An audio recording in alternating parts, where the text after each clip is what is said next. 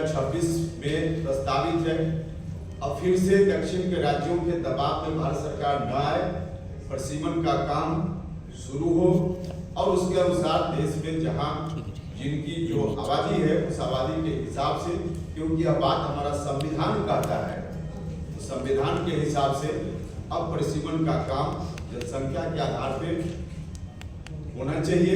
यह हमारी पार्टी का मांग है और दक्षिण के राज्य जो कह रहे हैं वो गलत कह रहे हैं, बिल्कुल तर्क से अलग कर रहे हैं। उनकी बात को नहीं मानी जानी चाहिए। देने के लिए हमने आपको कष्ट दिया, बाकी और कोई बात होगी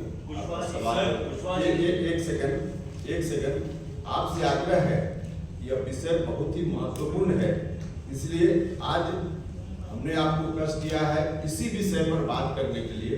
इस विषय से संबंधित सवाल जरूर कीजिए, इसके अतिरिक्त और विषय से संबंधित सवाल होगा तो बाद में हम लोग कर लेंगे, अन्यथा फिर विषय से अलग बातें हो जाती है।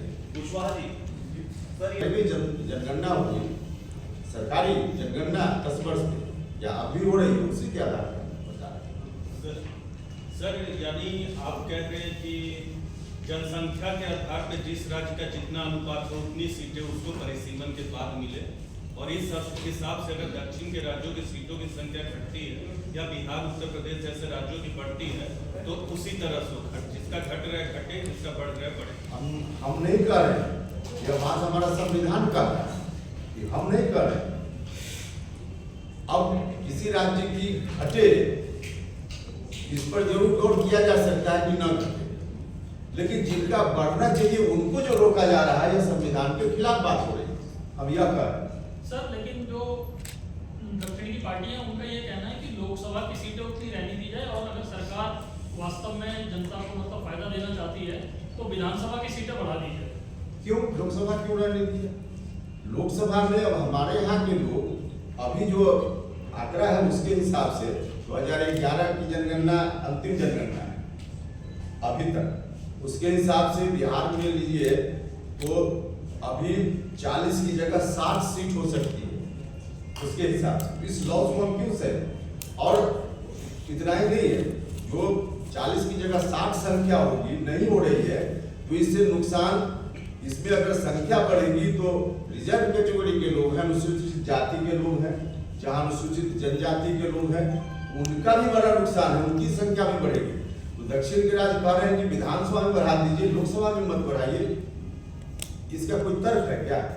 सर, उनका जो एक कंसर्न है कि अगर पॉपुलेशन के आधार पर अगर सीट दिया जाएगा तो राष्ट्रीय राजनीति में जो उनका वजन है वो ऑलरेडी कम है और वो ज्यादा कम हो जाएगा। नेशनल पॉलिसी, नेशनल पॉलिटिक्स में उसके लिए क्या रास्ता होगा कोई निकाले, लेकिन हम अपना वजन क्यों कम स्वीकार कर रहे?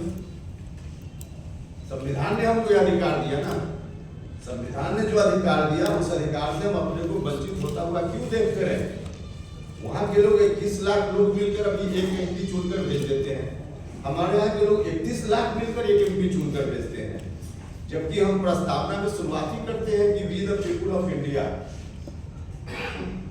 तो हिंदुस्तान का कोई एक आदमी, कहा गया कि सबका वोट एक और सबका मूल्य बराबर, यहाँ तो सबका वोट एक जरूर लेकिन मूल्य बराबर नहीं। जो संविधान में जो बातें कही गई, संविधान की जो मूल आत्मा है उसके खिलाफ बात। हम यह नहीं करेंगे कि किसी राज्य का खामखा नुकसान हो जाए, उनके नुकसान को रोका जा सकता है, उनके यहाँ कम ना हो, यह एक रास्ता हो सकता है, लेकिन हमारा नहीं बढ़े यह तो गलत है। सवाल ये आपकी मांग है कि आपकी पार्टी ने प्रस्ताव रखा है, क्या एनडीए की बाकी दलों से आपकी कोई बातचीत हुई है और एनडीए की कोई बैठक? अभी शुरुआत हम कर रहे हैं, आवश्यकता अनुसार बाकी दलों से भी हम बात करेंगे। यह विषय ऐसा है जिसमें न सिर्फ एनडीए, गैर एनडीए जो पार्टी है, क्योंकि दक्षिण के राज्यों के बारे में आप देख रहे हैं, ये क्रॉस पार्टी लाइन, ये क्रॉस गठबंधन उन लोगों की ओर से बात हो रही है, तो हम भी कोशिश करेंगे। अभी तो शुरुआत। डीएमके नेता कह रहे हैं कि परिसीमन अगर होगा जो जनसंख्या के आधार पर तो संसद में और कानूनी मंचों के इसका विरोध करेंगे।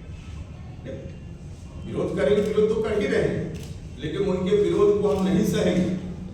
हम हर तरह से, क्योंकि हम संविधान के पक्ष में बोल रहे हैं, संविधान हमारे पक्ष में, इसलिए हम हमारे साथ जो अन्याय हो रहा है वो जोर जोर से बोलकर चाहे कि इस अन्याय को आगे कंटिन्यू रखें, हम यह नहीं होने देंगे।